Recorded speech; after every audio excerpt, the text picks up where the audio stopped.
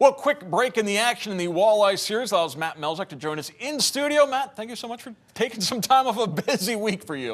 You know what? What's another slide into the studio here to chat with you, Mark? I love it. Each and every week we get a chance to break down Walleye and Hens. It's awesome. All right, let's start with the Walleye. Obviously, they lost game one on Sunday. A not very good first period.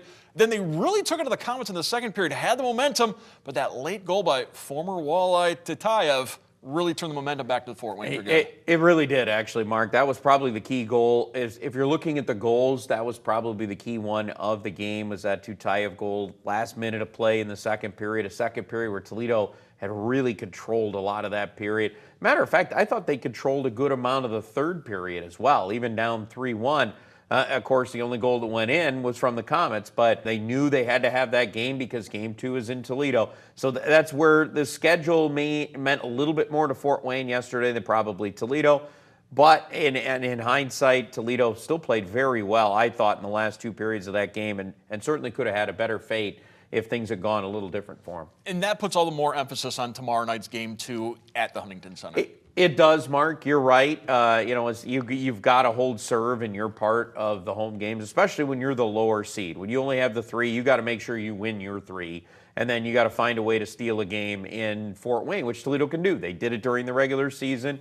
They did it last year in the postseason. They've done it before, but you do have to take care of your home games, and especially in this kind of a format, because if you lose tomorrow, now you got that Thursday game in Fort Wayne. You could end up being down 3-0, and you know how difficult it can be to come back from that. All right, we'll have more on the Walleye coming up a little bit later on in the show, but let's switch gears now to the Mud Hens as they really broke out the bats against Memphis. And we have to talk about what happened last week. Obviously, Mike Hessman, now the interim manager for the Mud Hens.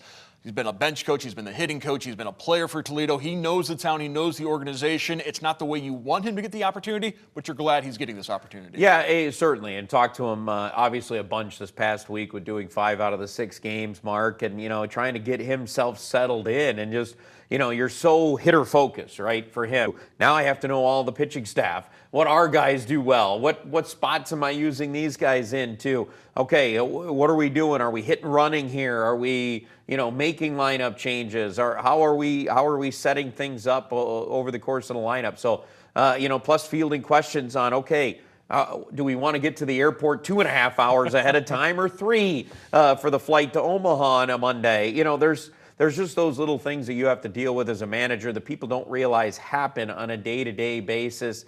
And, he's had to really get thrust into that. And I think he's done a pretty good job of it so far. When we talked to the home run king last week after he got the interim tag, he talked about the job is still the same. Get guys ready for Detroit. Now, we saw that a couple of weeks ago with how Yu Lee gets called up, makes an immediate impact. And then yesterday, Gage Workman gets called up, homers for the Tigers as they break that losing streak. So Hessman's getting these guys ready for the big leagues as hitters. Now he's got to do that as pitchers as well. And maybe one of the top guys that you look at for what he has done with this group of hitters for the Mud Hens is Gage Workman.